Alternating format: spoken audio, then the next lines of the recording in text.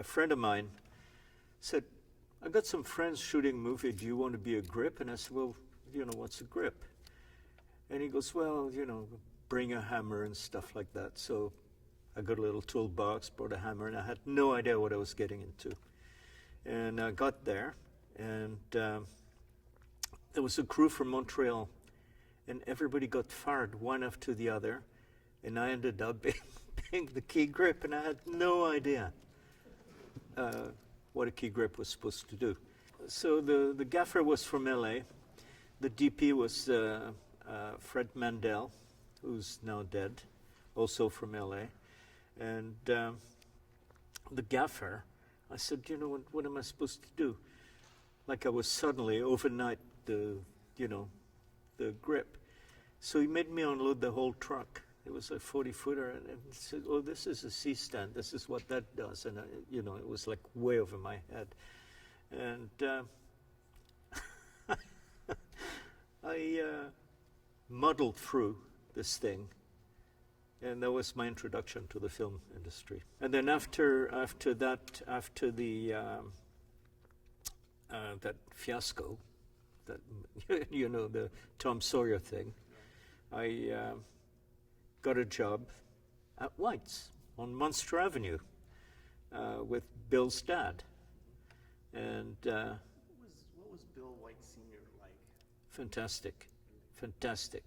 He's the man who gave me my first mortgage. I just got married, and he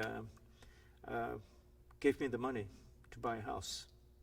I had heard, I don't know if this is a sad note, but I had heard at his funeral there were 300 people that showed up. Yeah. He was the most generous, fantastic guy ever. So yeah. It was pretty sad to see it go. Oh, totally. Totally. Munster Avenue was like a large garage, and there was stuff everywhere. And we'd be sent out on jobs, and usually bring back a light or two from Jack Frost. Ray Thurston, great guy. It's actually through Ray that I came here to Vancouver. Ray and Billy were like two peas in a pod, really. So I don't want to jump too quick, but you got into the commercial business in Toronto doing commercials. Yes. And that was your bread and butter.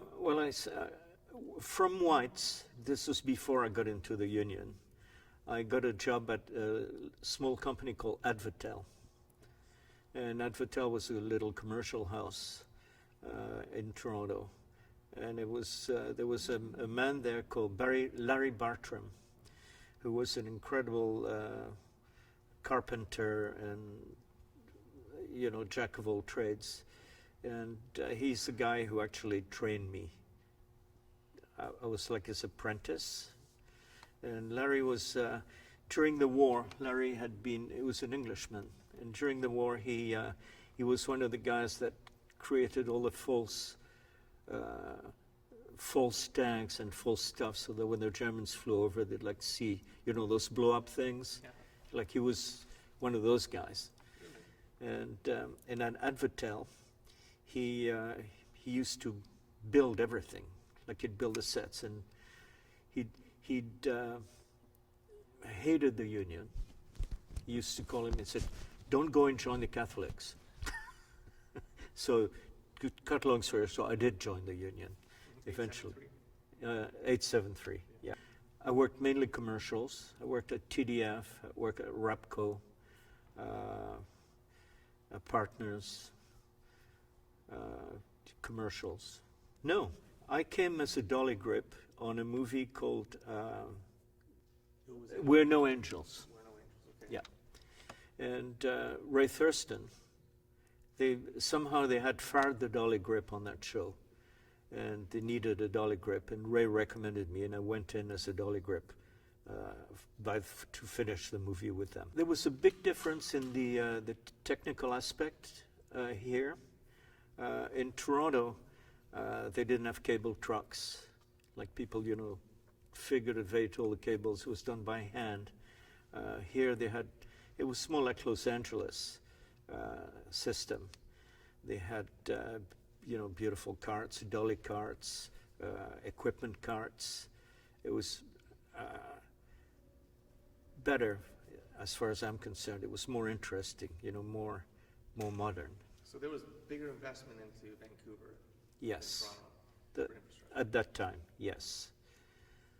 I remember, towards the end in Toronto, I did work on Cocktail in Toronto, that movie. And I remember at that time that a lot of work was coming to Toronto, and people were getting really, everybody in Toronto thought that Toronto was, the center of the universe at that time. And we lost a lot of work by being arrogant in Toronto in those days. I mean, the local crews, What caused that, do you think, that arrogance? There were not enough crews to service the work, so people were asking for outlandish wages. I mean, even guys that were not that hot, because supply and demand, so you could ask for big money.